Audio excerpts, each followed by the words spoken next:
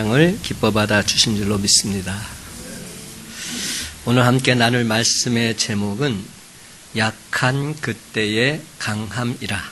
다 같이 한번 따라해 볼까요? 약한 그때의 강함이라. 여러분, 서양의 기독교인들이 성경 다음으로 많이 읽는 책이 있습니다. 그것은 바로 존 버년이 쓴 철로 역정이지요. 그런데 여러분, 이 책이 쓰여진 배경이 있어요. 존 버년이 열심히 복음을 전하다가 그만 박해자들의 손에 붙잡혀서 감옥에 갇히고 말았습니다. 그는 본래 대단히 열심히 특심한 자였어요. 활동적인 성격의 소유자였습니다. 그러한 그가 감옥에 갇혀서 무료에게 시간을 보내고 있으려니까 얼마나 답답했겠습니까? 그래서 그는 간절한 마음으로 하나님께 기도를 드립니다. 하나님, 저는 제 생명이 다하는 날까지 열심히 복음을 전하다가 하나님 나라에 가고 싶습니다. 그러니 어서속히 저를 이 감옥에서 풀려나게 해주세요. 그래야 내가 복음을 담대히 선포하며 전할 수 있지 않겠습니까? 기도하고 또 기도했습니다. 어느 날 그는 기도하는 가운데 세미한 하나님의 음성을 듣게 됩니다. 오늘 우리가 함께 읽은 고린도후서 12장 9절 말씀이지요. 고린도후서 12장 9절 이런 말씀입니다. 내 은혜가 내게 족하도다. 이는 내 능력이 약한 데서 온전하여 짐이라.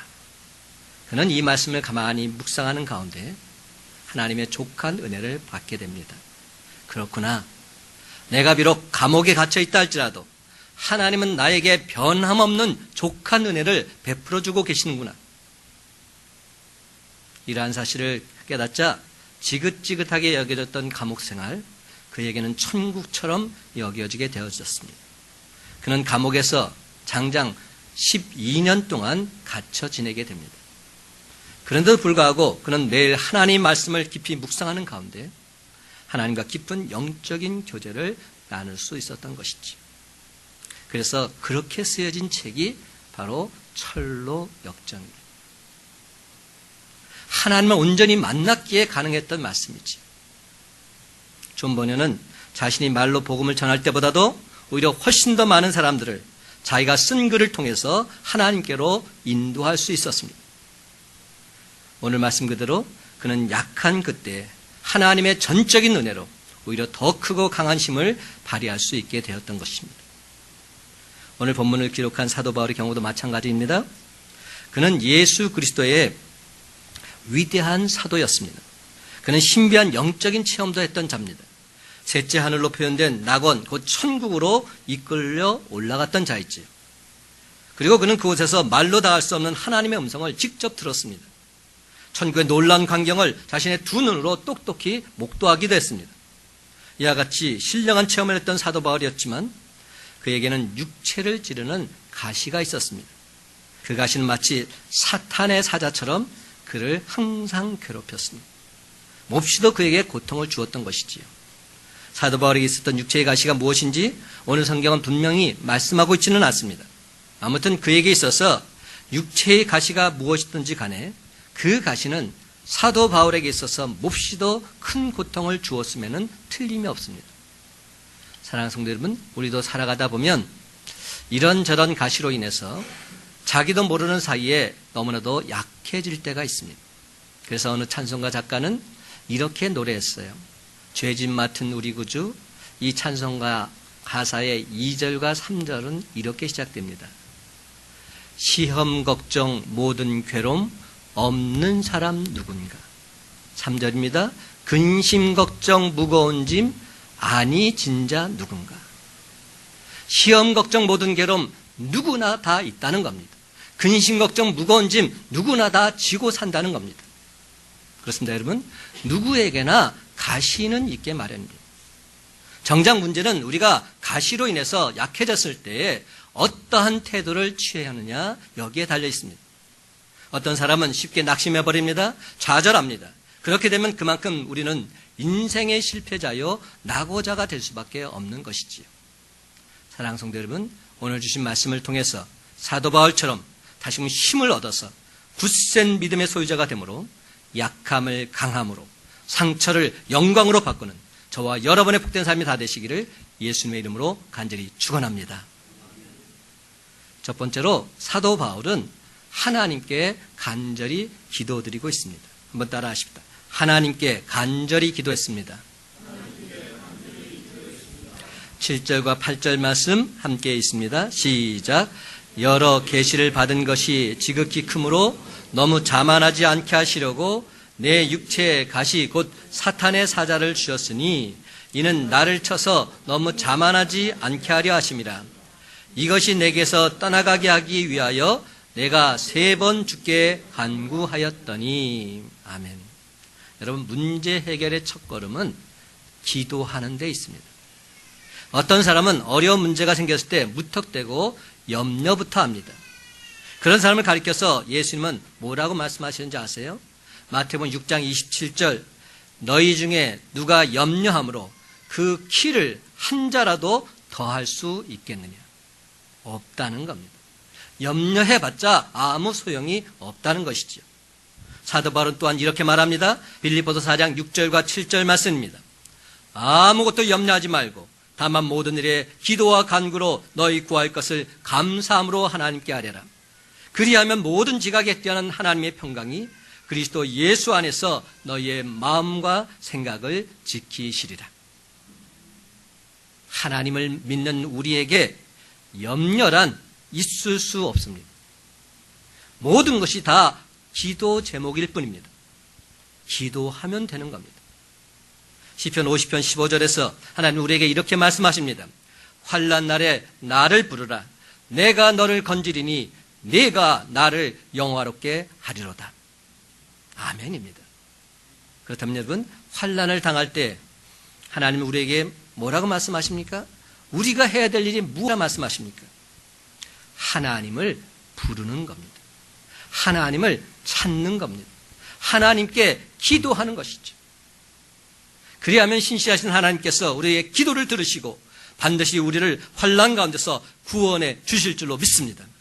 우리의 환난이 변해서 하나님을 영원롭게 하는 축복된 계기가 비롯되게 되는 역사가 나타나게 될 줄로 믿습니다.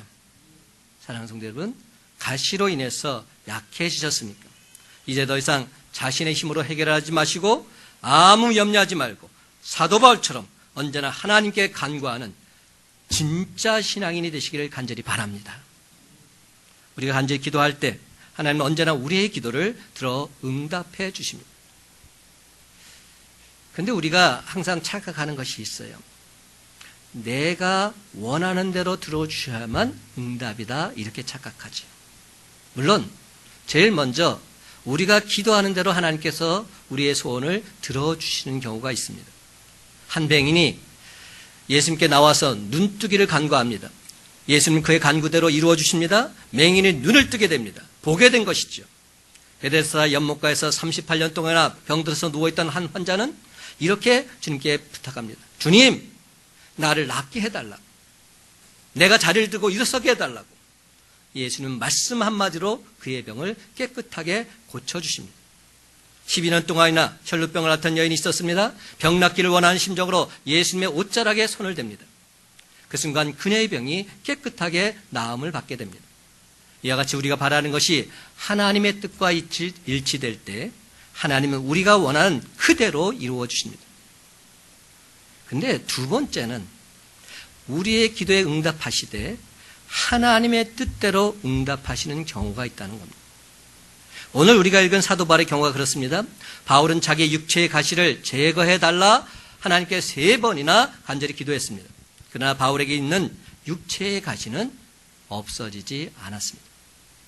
여러분, 그렇다고 해서 바울의 기도가 응답받지 못했습니까? 결코 그렇지가 않습니다. 하나님은 바울의 기도에 응답해 주셨습니다. 하나님의 뜻 가운데서 응답해 주신 것이죠. 바울은 기도하는 가운데 족한 은혜를 받고 있습니다. 그래서 그 가시를 능히 이길 수 있는 힘을 얻게 된 것입니다. 족한 은혜 가운데 가시가 주시는 유익이 있다는 사실 또한 사도 바울은 깨닫게 됩니다. 그렇습니다. 그는 하나님의 뜻대로 응답받고 있습니다. 예수님이 겟세마네 동산에서 기도하실 때도 마찬가지였습니다.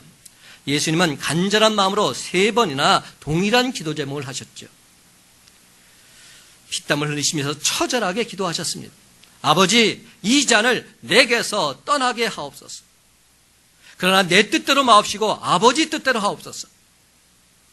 하나님은 예수님에게서 고난의 잔을 옮기지 않으셨어요. 그러나 하나님은 우리 주님으로 하여금 십자가의 고통까지도 견뎌낼 수 있는 힘과 능력을 부어주신 것입니다. 이것이 바로 하나님의 선하신 뜻 가운데서 응답하시는 경우입니다. 유대인들은 전통적으로 3번 간절히 기도하고 난 뒤에 기도한 대로 이루어지지 않게 되면 하나님의 뜻이 다른 데 있다고 생각하고서 하나님의 뜻에 순종하며 나아갔다고 합니다. 그렇습니다, 여러분. 하나님은 우리를 정말 사랑하시기에 언제나 하나님의 선하신 뜻 가운데서 가장 좋은 길로 우리를 응답해 주신 줄 믿으시기 바랍니다. 반면에 우리는 너무나도 지혜롭지 못한 것 같아요. 때에 따라서는 돌이 떡인 줄 알고서 돌을 달라고 하나님께 조를 때도 있습니다. 뱀이 생선인 줄 알고서 뱀을 달라고 하나님께 기도할 때도 있습니다. 그러나 우리가 믿는 하나님은 모든 지각에 뛰어나신 분이십니다. 하나님 저와 여러분을 너무나도 사랑하시기에 하나님의 또 선하신 뜻 가운데서 가장 좋은 답을 우리에게 허락해 주십니다. 사랑하는 성도 여러분, 가시로 인해서 약해지셨습니까? 낙심하지 마시고 하나님께 간절히 기도하시기 바랍니다. 그러면 하나님 반드시 우리에게 가장 좋은 것으로 응답해 주실 줄로 믿습니다. 찬송가 384장 2절입니다. 나의 갈 길 다가도록 예수 인도하시니 어려운 일 당한 때도 족한 은혜 주시네. 그렇습니다. 우리가 어려운 일을 당한 때도 하나님은 우리에게 족한 은혜를 주십니다. 나는 힘이 고단하고 영혼 매우 가라나 나의 앞에 반석에서 샘물 나게 하시네. 나의 앞에 반석에서 샘물 나게 하시네. 아멘입니다. 그렇습니다, 여러분. 반석 되신 예수 그리스도께서 생명수로 우리의 가란 심령을 언제나 촉촉하게 적시어 주실 줄로 믿습니다. 그러므로 사랑하는 성도 여러분, 어려운 일을 당한다 할지라도 전혀 염려하지 마시기 바랍니다. 자신의 힘으로 해결하려 들지 마시고 사도 바울처럼 언제나 하나님께 기도드리시기 바랍니다. 그리할 때 놀라신 하나님의 은혜를 체험하며 살아가는 저와 여러분의 삶이 다 되시기를 예수님의 이름으로 간절히 축원합니다. 두 번째로 사도 바울은 기도 중에 족한 은혜를 받고 있습니다. 한번 다 같이 따라 하십시다. 기도 중에 족한 은혜를 받았습니다. 9절 말씀 다 같이 함께 있습니다. 9절입니다. 시작. 나에게 이르시기를 내 은혜가 내게 족하도다. 이는 내 능력이 약한 데서 온전하여 짐이라 하신지라. 그러므로 도리어 크게 기뻐함으로 나의 여러 약한 것들에 대하여 자랑하리니 이는 그리스도의 능력이 내게 머물게 하려 함이라. 아멘. 여러분, 비록 바울에게서 육체의 가시가 제하여지지는 않았습니다. 그러나 바울은 족한 은혜를 받고서 그 가시를 이겨내는 힘을 얻고 있습니다. 그뿐만이 아니라 가시가 자기에게 주는 유익을 깨닫고 있습니다. 사랑하는 성도 여러분, 가시로 인해서 약해지셨습니까? 우리를 사랑하신 하나님께서 왜 의미 없는 가시를 우리에게 허락하시겠습니까? 그 가시를 우리에게 주실 때에는 분명 그 가시가 우리에게 주는 유익이 있기 때문입니다. 첫째 유익은 가시가 있기 때문에 하나님께 더 가까이 나아갈 수 있습니다. 사도 바울도 가시가 있기 때문에 하나님께 간절한 마음으로 3번이나 간구했습니다. 마찬가지로 가지가 있기 때문에 하나님께 더욱더 가까이 나아가서 하나님께 매달리게 되는 것이지요. 사람이 등 따뜻하고 배부르면 하나님을 버리기 쉽습니다. 그러나 우리가 약해졌을 때는 다릅니다. 천부여 의지 없어서 손들고 옵니다. 주 나를 외면하시면 나 어디 가리까? 찬송하면서 저절로 하나님께 가까이 나오게 되어 있습니다. 탕자가 그러했습니다. 강할 때는 아버지를 떠났습니다. 그러나 약해졌을 때 다시금 두 손 들고서 아버지께로 돌아오고 있습니다. 야곱도 그러했습니다. 바단 아람을 떠나서 금이 환영합니다. 강해졌을 때입니다. 아무런 걱정이 없었습니다. 근데 형 에서가 400명의 군대를 이끌고 자기를 죽이기 위해서 지금 오고 있다는 소식을 듣게 됩니다. 그 순간 그는 한없이 약해지고 있습니다. 그때 야곱은 어떻게 했습니까? 야복 강변에 홀로 남았습니다. 하나님의 사자를 붙들고서 밤이 새도록 씨름하고 있습니다. 하나님, 저는 이 손을 놓을 수가 없습니다. 하나님께서 저를 도와주셔야 합니다. 제 힘으로는 도저히 이 문제를 해결할 수 없습니다. 하나님, 도와주세요. 도와주세요. 그날 밤 야곱은 자신의 환도뼈가 부러지는 것도 잊으면서 악착같이 하나님을 붙잡고 간구하고 또 간구하고 있습니다. 그 결과 그는 하나님의 은혜로 형 에서와 극적으로 화해를 하게 됩니다. 하나님께서 해주신 것이지요. 사랑하는 성도 여러분, 가시가 있으십니까? 그것으로 인해서 약해지셨습니까? 바로 그 순간이 우리가 하나님께로 더 가까이 나아갈 수 있는 절호의 기회인 줄 믿으시기 바랍니다. 하나님께서 우리를 가까이 부르시기 위해서 우리에게 때로는 가시를 허락하실 때도 있기 때문이지요. 두 번째 유익은 가시는 우리를 겸손하게 합니다. 오늘 본문 7절 말씀 보겠습니다. 여러 계시를 받은 것이 지극히 크므로 너무 자만하지 않게 하시려고 내 육체에 가시 곧 사탄의 사자를 주셨으니 이는 나를 쳐서 너무 자만하지 않게 하려 하심이라. 여러분, 하나님이 제일 싫어하시는 것이 무엇일까요? 성경을 보면 하나님은 교만한 거 싫어하십니다. 교만한 꼴을 못 보십니다. 정말로 하나님께서는 교만한 자 싫어하시더라고요. 하나님은 언제나 교만한 자를 대적하십니다. 그러나 하나님은 겸손한 자에게는 은혜를 베풀어 주십니다.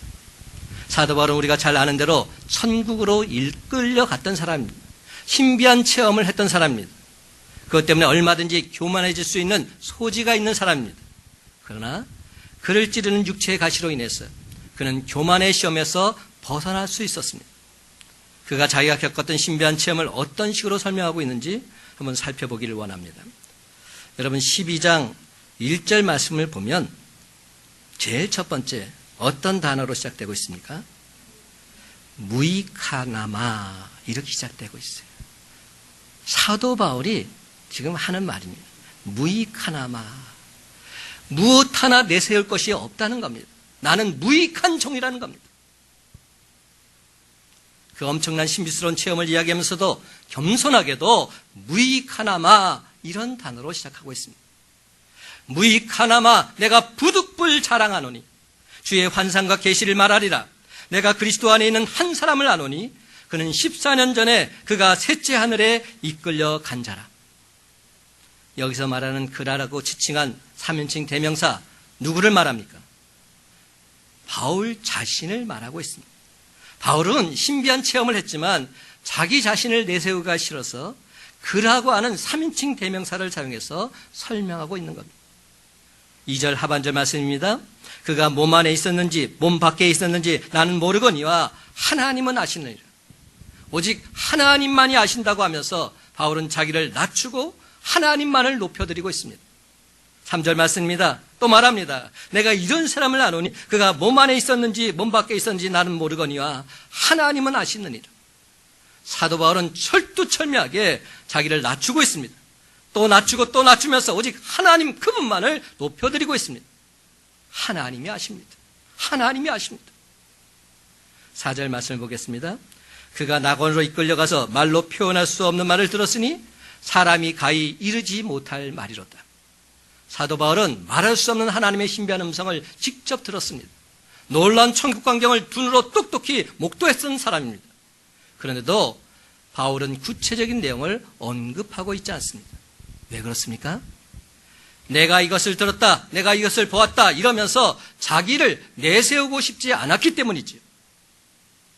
여러분, 이처럼 사도 바울은 겸손 또 겸손했습니다. 그러하기에 하나님께서 전적인 은혜를 베풀어 주셔서 존귀하게 그를 들어서 사용해 주신 것입니다. 사랑하는 성도 여러분, 가시가 있으십니까? 그것은 하나님께서 여러분을 낮추어서 더 귀하게 쓰시기 위함인 줄 믿으시기 바랍니다. 세 번째 유익은 우리가 가시로 약해졌을 때 하나님의 능력은 우리를 통해서 더욱더 온전하게 나타난다는 사실입니다. 9절 말씀 보세요. 나에게 이르시기를 내 은혜가 내게 족하도다. 이는 내 능력이 약한 데서 온전하여 됨이라 하신지라. 여러분, 토기장이가 토기를 만들 때를 한번 생각해 보십시다. 흙이 단단해서는 그릇을 만들 수가 없습니다. 흙에 물이 들어가서 그 흙이 진흙처럼 부드러워져야 그래야 그릇을 제대로 만들 수 있는 것이죠. 이는 쇠로 연장을 만들 때도 마찬가지입니다. 쇠가 단단해서는 연장을 만들 수가 없습니다. 불에 달궈져서 쇠가 부드러워지고 난 뒤에야 비로소 연장을 만들 수 있습니다. 하나님 앞에서 우리의 신령도 마찬가지입니다. 우리의 신령이 단단해져 있어서는 결단코 하나님의 능력이 우리를 통해서 나타날 수 없는 겁니다. 바로 그 순간 하나님은 저와 여러분을 너무나 사랑하시기에 가시를 허락하셔서 우리를 마구마구 찌르십니다. 그래서 온유한 심령으로, 애통하는 심령으로 부드럽게 만들어 주십니다. 그래야만 우리를 통해서 하나님의 능력이 온전히 드러나게 되기 때문이지요. 그렇습니다. 하나님의 능력이 우리를 통해서 온전히 드러날 바로 그때가 진정 가장 강한 때인 줄 믿으시기 바랍니다. 나는 약할 때 하나님은 강하셔서 내 삶을 인도해 주실 것이기 때문이죠. 사랑하는 성도 여러분, 가시로 인해서 약해지셨습니까? 가시가 주는 유익이 있음을 믿으시고 겸손하게 하나님께 더욱더 가까이 나아가시기 바랍니다. 그리하면 우리를 통해서 하나님의 능력이 온전히 드러나게 될 줄로 믿습니다. 그래서 마침내 우리를 찌른 가시의 의미, 유익을 밝히 깨달으며 주님께 영광 찬송 돌리는 저와 여러분의 삶이 다 되시기를 예수님의 이름으로 간절히 축원합니다. 세 번째로 사도 바울은 자기를 찌르는 가시를 오히려 기뻐하고 자기의 약함을 자랑하고 있습니다. 한번 따라해 봅니다. 자기의 약함을 오히려 자랑했습니다. 10절 말씀 한 목소리 있습니다. 시작. 그러므로 내가 그리스도를 위하여 약한 것들과 능력과 궁핍과 박해와 곤고를 기뻐하노니 이는 내가 약한 그때의 강함이라. 아멘. 여러분, 물론 가시 자체가 선한 것은 결코 아니지요. 좋은 것도 아닙니다. 그래서 사도 바울은 뭐라고 말합니까? 사탄의 사자와 같다 이렇게 말했습니다. 그만큼 우리를 괴롭힌다는 것이죠. 못 살게 군다는 겁니다. 그러나 사도 바울은 기도하는 가운데 족한 은혜를 받고 있습니다. 그 가시를 넉넉히 이겨낼 수 있는 힘과 능력을 갖게 된 것이죠. 그러므로 이제는 마지못해서 억지로 그 고통을 참아내는 것이 아닙니다. 가시가 주는 유익을 생각하면서 오히려 그 가시로 인해서 기뻐하고 있습니다. 그 가시를 허락하신 하나님께 감사드리고 있습니다. 그리고 자기의 약함을 자랑하고 있습니다. 제가 주보에 실었는데요. 바닷가에서 조개 두 마리가 서로 대화를 나누고 있었어요. 한 조개가 옆에 있는 조개에게 얼굴을 찡그리면서 자기에게 있는 아픔을 호소했어요. 아마도 내 몸속에 가시가 있는 것 같아. 가시가 나를 찔러서 도무지 견딜 수가 없어. 너무나도 아파. 많이 아파. 그러자 다른 조개가 뽐내듯이 이렇게 말합니다. 하늘과 바다를 주신 하나님을 찬미합니다. 나는 하나님의 은혜로 너무나도 건강합니다. 내 몸속에는 아무런 이상이 없습니다. 바로 그때 그 말을 듣고 있던 옆에 지나가던 개가 어떤 개인지 아시죠? 옆으로 기어가는 개입니다. 그 개가 아픔을 호소하고 있는 조개에게 다가와서 이렇게 위로합니다. 내가 지금 아픔을 느끼고 있는 것은 네 몸속에 진주라고 하는 보석을 품고 있기 때문이란다. 여러분, 진주가 어떻게 만들어지지요? 부드러운 조갯살 속에 깔깔한 모래알이 하나 박히게 됩니다. 그 순간 조개는 얼마나 고통스럽겠습니까? 육체의 가시인 것이지요. 조개는 고통 속에서 그것을 이겨내기 위해서 생명의 즙을 짜내기 시작합니다. 하루, 이틀, 한 달, 두 달, 1년, 2년 계속해서 잠시도 쉬지 않고 생명의 즙을 짜내고 또 짜내어서 그 깔깔한 모래를 감싸고 감싸고 또 감싸줍니다. 그렇게 해서 만들어지는 것이 바로 진주인 것이죠. 사랑하는 성도 여러분, 가시가 찌르십니까? 우리는 지금 진주를 만들고 있는 중인 줄 믿으시기 바랍니다. 저와 여러분은 지금 진주를 만들고 있는 중입니다. 그렇습니다. 우리는 지금 엄청나게 값진 진주를 품고 있습니다. 사도 바울에게도 가시가 있었는데 왜 우리에겐 늘 가시가 없겠습니까? 아무리 건강한 사람이라도 때로는 중병에 시달릴 때가 있습니다. 아무리 머리가 좋은 사람이라도 성적이 떨어질 수가 있습니다. 아무리 사업을 잘하는 사람도 때로는 실패할 수도 있습니다. 아무리 대인관계가 좋은 사람이라 할지라도 때로는 가시와 같은 존재를 만나기도 하는 것이죠. 예수님에게도 가룟 유다 같은 가시가 있었습니다. 그러나 예수님은 가룟 유다 때문에 고통스러워하지 않으셨습니다. 그의 발을 씻겨주시면서 그를 끝까지 사랑하셨어요. 사랑하는 성도 여러분, 때가 되면 하나님께서 다 정리해 주십니다. 우리에게 주는 유익이 있기 때문에 하나님께서 일시적으로 그 가시를 우리에게 주셨을 뿐입니다. 그러면 여러분, 가시로 인해서 너무 마음 아파하지 마시기 바랍니다. 그 가시는 하나님의 선하신 뜻 가운데서 우리에게 허락된 줄 믿으시기 바랍니다. 그리고 오히려 감사하시기 바랍니다. 기뻐하시기 바랍니다. 믿지 않는 사람들은 가시로 인해서 약해졌을 때 낙심하기 쉽습니다. 쉽게 좌절해버립니다. 때로는 자기의 목숨을 끊어버리는 사람도 있습니다. 그렇지만 하나님을 믿는 우리는 가시가 우리를 찌를 때 어떤 태도를 취해야 하겠습니까? 하나님 아버지께 매달려 기도하시기 바랍니다. 그래서 족한 은혜를 받으시기 바랍니다. 족한 은혜를 받을 때 우리는 가시를 넉넉히 이겨낼 수 있는 힘과 능력이 나타나게 될 줄 믿으시기 바랍니다. 가시가 우리에게 주는 유익을 온전히 깨달을 수 있기 때문이죠. 그러므로 이제는 거기서 한 걸음 더 나아가서 하나님의 선하신 뜻을 생각하면서 오히려 그 가시를 기뻐하면서 우리의 약함을 도리어 자랑할 수 있는 저와 여러분 되시기를 간절히 소망합니다. 이제 말씀을 했습니다. 사랑하는 성도 여러분, 우리는 늘 항상 눈동자처럼 우리 바라보시는 하나님께서 언젠가 그 가시를 완벽히 제거해 주시고 저와 여러분을 통해서 하나님의 행하심을 온전히 나타내 주실 줄 믿고 나아가시기 바랍니다. 그렇습니다, 여러분. 약한 그때의 강함이라. 사도 바울처럼 변치 않는 이 믿음 갖고서 상처를 영광으로, 약함을 강함으로 바꾸어 나가는 저와 여러분의 복된 삶이 다 되시기를 예수님의 이름으로 간절히 축원합니다. 기도하십시다.